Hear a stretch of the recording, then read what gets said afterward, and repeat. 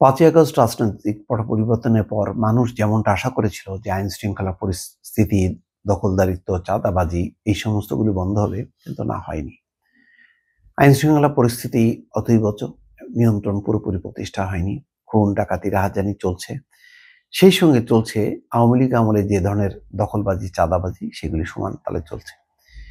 সেই কারণে সিপিবি বলছে চাঁদাবাজি, দখলদারিত্ব, নিরাপত্তাহীনতা নিত্যসঙ্গী। এই খবরে বলা হচ্ছে বিগত আওয়ামী লীগ শাসনামলের অন্যায় ও ব্যবস্থাপনা দূর হয়নি, বরং অনেক ক্ষেত্রে তা বেড়ে চলেছে বলে অভিযোগ বাংলাদেশের কমিউনিস্ট পার্টি সিপিবির সাধারণ সম্পাদক রুহিন হোসেন প্রিন্স বলছেন যে দুর্নীতি ও ঘুষের পরিমাণ বেড়েছে, চাঁদাবাজ, দখলদারত্ব, নিরাপত্তাহীনতা নিত্যসঙ্গী হয়ে চলেছে। দেশব্যাপী গণতন্ত্র অভিযাত্রার প্রথম দিনে আজ মঙ্গলবার রাজধানীর পুরানো পল্টন মোড় থেকে বাহাদুর শাহ পার্ক পর্যন্ত পদযাত্রা ও গণসংযোগ করে সিপিবি।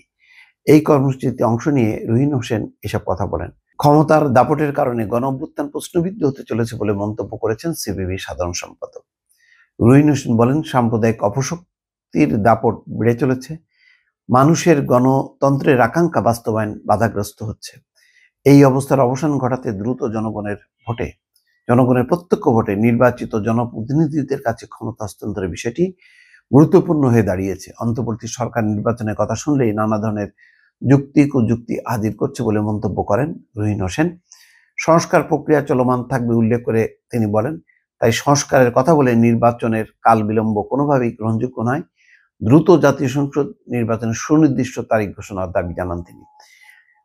সিপিপির এই বক্তব্য অনেকটা বিএনপির বক্তব্যের সাথে কিন্তু সামঞ্জস্যপূর্ণ।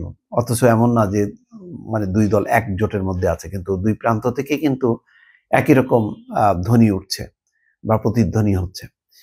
সরকার বিভিন্ন নির্দেশনা জারি করে জনগণের কণ্ঠরোধ করতে চাইছে বলে অভিযোগ করেন রুহিন হোসেন। তিনি বলেন, সাংবাদিকদের অনেকেই চাকরিচ্যুত হচ্ছেন, ভয়ের রাজত্ব যেন পিছু ছাড়ছে না, এই অবস্থা চলতে দেওয়া যায় না। সাধারণ মানুষকে এই অন্যায় অবিচারের বিরুদ্ধে রুখে দাঁড়িয়ে পূর্ণ গণতান্ত্রিক অধিকার প্রতিষ্ঠা ও ব্যবস্থা বদলের সংগ্রাম অগ্রসর হতে ঐক্যবদ্ধ হতে হবে বলে মনে করেন তিনি। সাম্প্রতিক গণঅভ্যুত্থানে সংঘটিত হত্যাকাণ্ডের বিচার, আহতদের চিকিৎসা ও ক্ষতিগ্রস্তদের পুনর্বাসনের দাবি জানান রুহিন হোসেন প্রিন্স। এখন রাজনৈতিক দলগুলো কিন্তু আস্তে আস্তে তারা ক্ষুব্ধ হচ্ছে বিভিন্ন বিষয়ে। যেমন আরেকটি বিষয় সিপিবি বলেছে, টিসিবির ট্রাক এবং সেল, ট্রাকে করে যে বেচা কেনা এবং ৪৩ লাখ পরিবারের কার্ড বাতিলের সমালোচনা হচ্ছে কিন্তু এটা নিয়ে। তিনি বলেন, সরকার টাকা নেই বলে এসব বাতিল করলো, অথচ সরকারি কর্মকর্তা কর্মচারীদের জন্য মহার্ঘ ভাতা ও বেতন বাড়ানো আর বিভিন্ন বাহিনীর পোশাক পরিবর্তনের নামে হাজার হাজার কোটি টাকা খরচ করার পরিকল্পনা গ্রহণ করেছে সরকার।